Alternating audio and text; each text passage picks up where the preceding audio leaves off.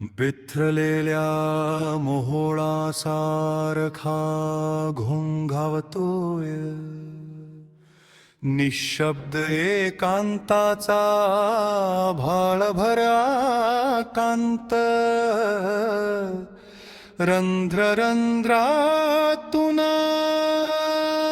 साचेबद्ध उत्तरांना फितूर झालेले मानभावी प्रश्न, निर्मिती स्फोतांचे झाकोळ पचवितांना कुरवाळत बसतात.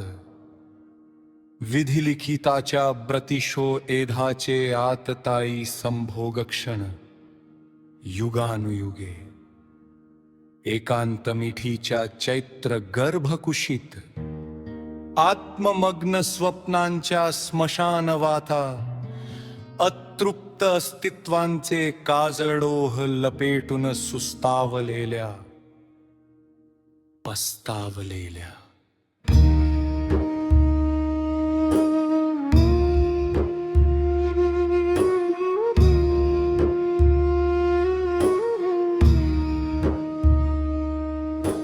मौन समाधीच्या प्रदीर्घ विश्रांतीनंतर शब्दांचे स्फुल्लिंग पेदायला लागतात.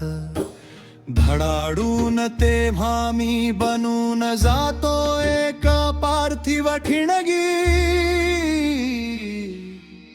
कवितेच्या दुर्बोध ओळीतली.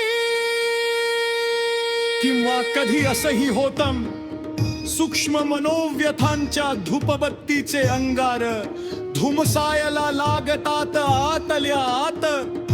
तेव्हा मी असतो एक निर्वासित दंवबिंदू, व्हेन गॉगच्या चित्रातला रक्तबंबाळ कन्नव्होसच्या गुडगर्भरंग छनावर विसावलेला.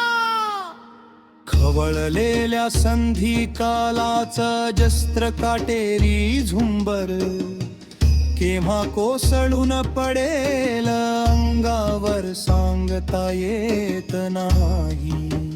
किंवा असंही असेल, मीच कोसळून पडेन काळोखासकट, पाळामुळासकट.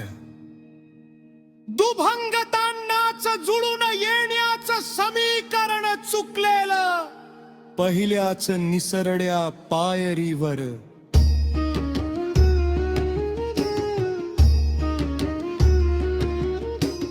दगडाचं शिल्प बनविणं अवघड